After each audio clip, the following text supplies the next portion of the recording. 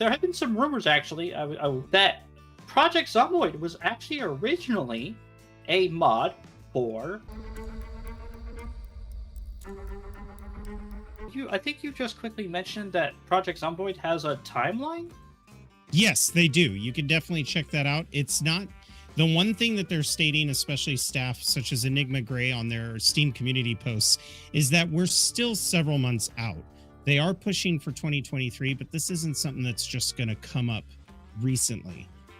So they're going to be implementing these changes. They're going to be throwing them through extensive testing, but we're likely not going to see this update until probably fall or winter of this year if Build 42 is released.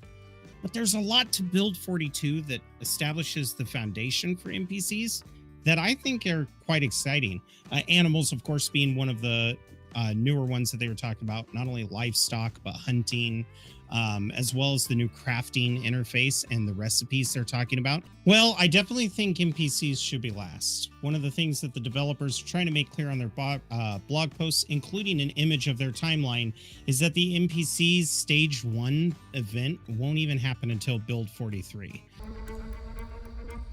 There have been some rumors actually. I want to segue a little bit that Project Zomboid was actually originally a mod for The Sims. Did you know this?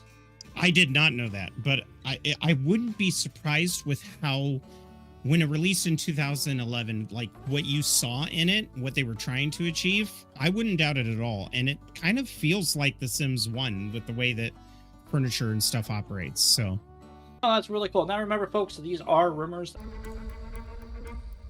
Now, I think I remember you had a question about the tech Minecraft thingamabob. Yeah, I remember you playing that with another streamer, Scott Dog. Do you play with that normally? Yeah, I do. I love the progression of it. That's kind of one of my favorite things about some of these newer Minecraft mod packs is the progression. Well, the reason why I'm bringing it up is because it turns out the devs were inspired by that very same mod, and that's actually what they're bringing to the table when it comes to their crafting system that they're developing. They've played it extensively on Minecraft. They really love the way it works. And, right now in its current state, it's a little too bloated. They're going to try to simplify it. But it's great that they're taking inspiration from other games, much like how RimWorld took a lot of inspiration from Project Zomboid systems. They're really looking into how can they make their game more sustainable for the survival genre without just having to create new ideas from scratch or without being afraid to copy something that works. Now, it is quite interesting that you brought up that they took inspiration from Minecraft, and that is really cool to hear. But it is important to note the Minecraft stuff that y'all did speak about actually was in their most recent thing. When they were talking about Burn After Reading, I believe. And it was very interesting to hear that they drew inspiration, or that they not necessarily 100% fell in love with these things, but they looked at them and were like, hey, you know what? I actually like how these mods turn Minecraft into a more, I'm actually building up my world and less about I'm just running around punching trees. And they kind of thought about Zomboid in that regard of, they wanted to expand Zomboid in a way where it felt like you were expanding upon your world and less about how fast can you get to the end goal. That's true. One of the things that they mentioned is they want to go beyond that 6 months after mark. They want to potentially have years on down the road after the event. My hot take is actually just kind of giving a shout out to my favorite mod, the Skill Recovery Journal. It's made by Chuckleberry Farms. You can find it on the Steam Workshop, and I absolutely love it. Basically, what it does is you'll be able to create a journal and update it as time goes on. So if you level up a few skills, you could return to the skill journal and update it. Should you die, you will have to go find that skill journal again. I know some people are a little on the fence about that. Isn't that cheating? Doesn't that make the game easier?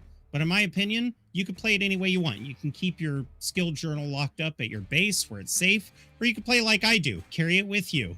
And then if you die, you gotta go on an aggressive hunt for your former Zomboid self to grab the skill journal off his body. But it's relatively easy to make with some glue, some empty notebooks, some leather. You can actually make yourself a skill journal. And then whenever you want to transcribe it, you open up your crafting menu and then you can go transcribe to journal. And then you sit there for a period of time, and then little alerts will pop over your head that tells you what you're relearning. As for the options of it, it gives you a lot of ways that you could customize the options and make it so that it fits your world better. You could change the rate in which it takes to transcribe to the journal, the rate at which it takes to read the journal, as well as things like what skills can you recover. I, for one, don't think it makes sense to recover combat skills, so I would leave that checked off to where you're only learning like a survival guide, how to make plumbing.